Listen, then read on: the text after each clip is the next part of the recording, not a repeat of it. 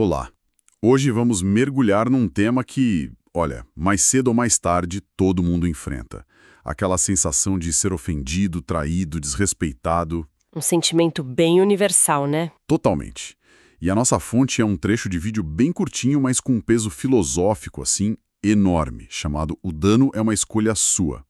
E a ideia central vem direto dos ensinamentos do imperador romano e filósofo estoico Marco Aurélio. Um nome que já nos prepara para uma conversa que vai um pouco além do superficial, não é? Com certeza.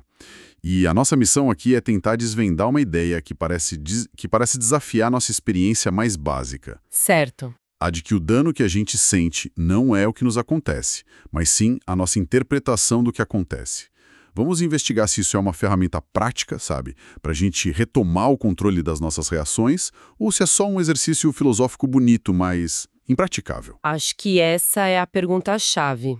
Porque a relevância dessa ideia hoje é inegável. A gente vive num bombardeio constante de interações e saber navegar as negativas é quase uma habilidade de sobrevivência.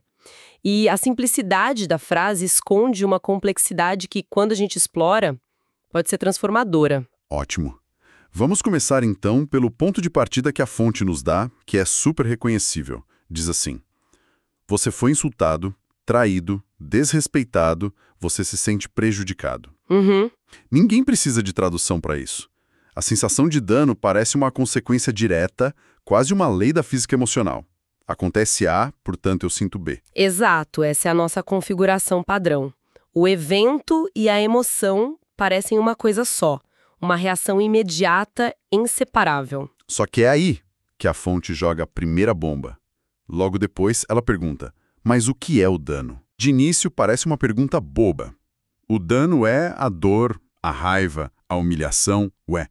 Mas, pensando bem, separar o evento do sentimento.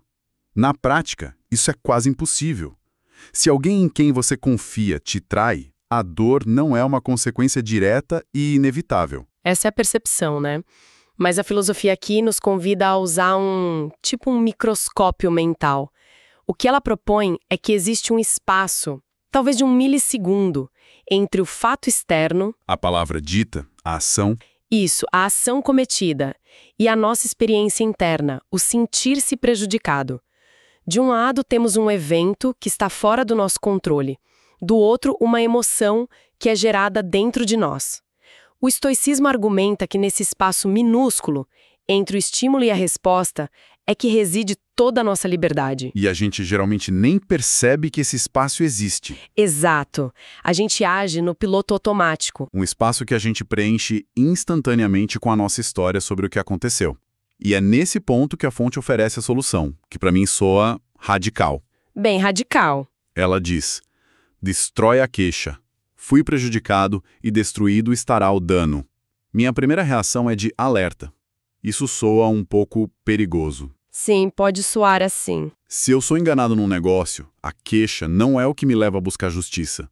Se eu simplesmente destruir a queixa, não estou me tornando um alvo fácil, uma pessoa passiva. Essa é a objeção mais importante. E a mais comum, com certeza. E a resposta está em redefinir o que a fonte chama de queixa.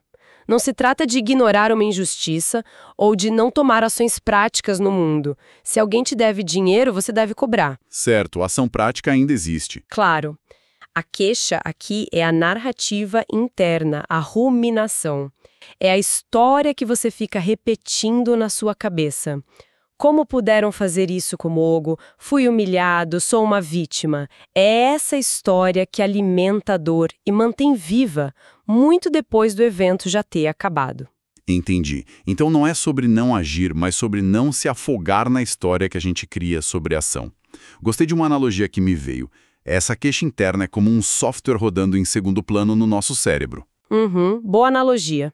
Ele consome nossa memória, nossa energia, nossa atenção, mesmo quando não estamos olhando diretamente para ele. A ruminação faz exatamente isso. Perfeito. E esse software transforma um evento pontual num estado de ser permanente. Pense em algo trivial. Outro dia, no trânsito, um motorista me fechou de forma agressiva. A reação inicial foi raiva. Clássico. O evento foi um carro mudando de faixa. Mas a minha mente começou a rodar o software da queixa. Que folgada! Ela fez de propósito para me desrespeitar. Que absurdo! Estragou meu humor. Eu tive que ativamente parar e pensar. O fato foi um carro se movendo. Toda a minha dor, toda a minha raiva era 100% a minha opinião. A história que você criou sobre a intenção da outra pessoa. Exato. Uma motorista anônima que provavelmente nem se lembra mais do que fez. Destruir a queixa naquele caso foi simplesmente decidir não continuar contando essa história para mim mesma. Esse exemplo do trânsito é ótimo porque é universal e, digamos, de baixo risco. Mas isso nos leva ao coração da questão. A frase mais famosa e talvez a mais difícil de engolir. Ah, sim. O evento é externo, a dor é sua opinião. Essa é a frase que todo mundo que já ouviu falar de estoicismo cita, mas que é incrivelmente difícil de aplicar no calor de uma dor real, uma traição de verdade. É o centro de tudo. E é interessante notar como isso se alinha perfeitamente com a base da terapia cognitivo-comportamental de hoje, né? Totalmente. Que foca justamente em identificar e reestruturar nossas narrativas internas para mudar nosso estado emocional. Mas, ao mesmo tempo, é um contraponto a outras abordagens psicológicas que, por exemplo, validam a expressão da raiva como um passo necessário para a cura. O estoicismo aqui é mais direto. Ele não diz para expressar a raiva. Ele te dá uma ferramenta para não gerá-la em primeiro lugar. Cortando o mal pela raiz. Exato. Que é o seu julgamento. Mas aqui entra a minha maior preocupação, o que a gente pode chamar de o desafio estoico. Essa ideia não corre o risco de se transformar numa forma de autoinvalidação? De você dizer a si mesmo, sua dor não é real, é só sua opinião, pare de ser fraco?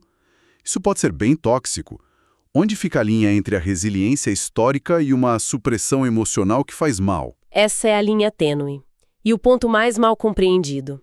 Recuse o julgamento, que é a instrução seguinte na fonte, não significa suprima a emoção. A primeira fisgada de dor, raiva ou surpresa involuntária é uma reação natural do nosso corpo. O estoicismo não prega a apatia. Certo. Recusar o julgamento é um ato consciente que acontece depois dessa primeira fisgada. É a escolha de não endossar essa primeira reação com uma história de vitimização. Entendi. É observar o fato, fulano me criticou na frente de todos e sentir a fisgada de vergonha, mas então escolher ativamente não construir a narrativa. E isso prova que sou um fracasso, ele quis me destruir, minha carreira acabou. É não dar consentimento mental para que a dor se instale e cresça. Ah, isso muda tudo. Então não é não sinta, é não alimente o sentimento com uma história que te enfraquece. Exatamente. É sobre escolher a narrativa que vem depois da reação inicial.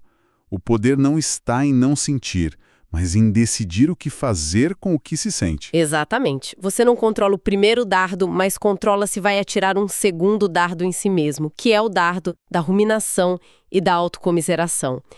E isso nos conecta diretamente à parte final da fonte. Retome seu poder. Siga. E que poder é esse que foi perdido? O poder que foi perdido não é a sua dignidade ou seu valor. O poder perdido é sua autonomia interna. No momento em que você permite que a ação de outra pessoa dite seu estado de espírito por horas, dias ou semanas... Você entregou a chave do seu bem-estar para ela. Isso! Você deu a essa pessoa o controle remoto das suas emoções. E ela pode nem saber que está com esse controle. Ou nem se importar. Pois é. Enquanto isso, nós ficamos aqui reféns de algo que já passou. Então, retomar o poder é trazer o controle de volta para o único lugar onde ele pode realmente existir, dentro da nossa mente. É parar de ser uma folha ao vento e se tornar a árvore, que pode até balançar com a tempestade, mas cujas raízes estão firmes. Precisamente. E quando esse poder é retomado, o comando final, siga, deixa de ser um esforço e se torna uma consequência natural. Faz sentido. Por que ficamos presos a um evento? Porque a âncora emocional do dano nos mantém acorrentados a ele. A pessoa que se sente prejudicada fica revivendo o insulto, a traição. Quando você remove essa âncora que, como vimos, é o seu próprio julgamento, a sua própria queixa. Não há mais nada que te prenda ali. Exato. A energia mental que seria gasta com ressentimento fica livre para ser investida no presente, no futuro, em coisas construtivas. Siga é o ato de libertação que você se concede. Certo. Então, fazendo uma recapitulação, a jornada que essa fonte nos propõe é sair de uma posição de vítima reativa para uma de agente consciente da nossa própria paz interior. Uma boa forma de colocar. Não se trata de negar que coisas ruins acontecem, mas de entender que o sofrimento duradouro é em grande parte um produto da história que escolhemos nos contar sobre essas coisas. O abismo entre o que acontece e o que pensamos sobre o que acontece é onde nossa liberdade realmente vive. É a síntese perfeita. E vale reforçar que isso não é um interruptor que se liga e desliga, é uma prática. Um músculo. Um músculo que se fortalece com o uso.